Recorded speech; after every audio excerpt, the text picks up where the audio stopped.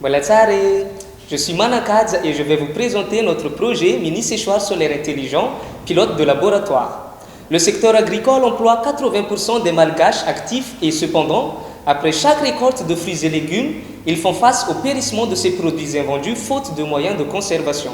D'autre part, l'insécurité alimentaire touche sévèrement 35% de la population Madagascar. De ce fait, nous avons décidé de réaliser un séchoir solaire pour aider les agriculteurs à conserver leurs produits et à sécher la spiruline, qui est un excellent complément nutritif contre la malnutrition.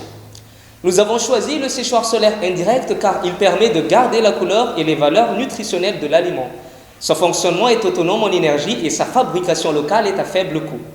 Notre objectif est de rendre ce séchoir intelligent qui pourra être utilisé comme bon expérimental dans un laboratoire de recherche afin d'optimiser les paramètres de séchage avec ces différents modules. Tout d'abord, nous avons construit un déshumidificateur à dessicant solide pour étudier le processus de déshumidification de l'air. Pour son dimensionnement, il est crucial de savoir la masse d'adsorbant à utiliser. On doit donc calculer ces équations pour obtenir la masse finale de gel de silice. Durant le séchage, l'air entre naturellement dans le déshumidificateur et traverse les gels de silice. L'humidité est alors adsorbée par ces derniers sous le processus d'adsorption et l'air devient sec à la sortie. Ensuite, cet air sec passe dans le capteur solaire à double vitrage qui permet de chauffer l'air circulant entre la vitre numéro 2 et l'absorbeur par effet de serre. Ainsi, l'air sec et chauffé entre alors dans la chambre de séchage pour sécher les aliments par transfert thermique.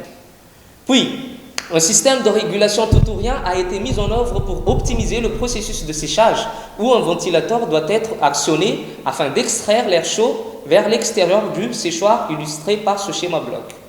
Par la réalisation, on a utilisé des capteurs DHT11, DHT22 et BM280 pour capter la température et l'humidité relative et un microcontrôleur ESP32 pour traiter ces données. Les valeurs captées à l'intérieur de la chambre sont utilisées pour y maintenir une température constante afin d'atteindre l'humidité requise par l'aliment. Cependant, une légère variation de la température au cours de la consigne provoquera directement la marche ou l'arrêt du ventilateur. Alors, une plage de variation de 2 degrés C est définie pour l'actionnement du ventilateur, illustré par la figure suivante. Nous avons également créé une application mobile inclusive avec assistance vocale pour aider les utilisateurs. L'application est reliée au module électronique et permet de piloter le séchoir à distance, en paramétrant le choix de l'aliment, en affichant les valeurs des capteurs et du progression du séchage et en notifiant à la fin du séchage pour l'utilisateur. Enfin, nous avons mis en place un système de production d'énergie photovoltaïque avec stockage de batteries. Pour son dimensionnement, il a été primordial de connaître les besoins journaliers et de calculer ensuite chaque équation pour obtenir les valeurs de chaque matériel énergétique. Après, nous sommes passés au séchage des bananes comme suit. Avant le début du séchage, le séchoir solaire doit effectuer un préchauffage, durant lequel les bananes sont préparées. Elles sont épluchées, coupées en rondelles de 3 mm d'épaisseur et réparties sur les clés.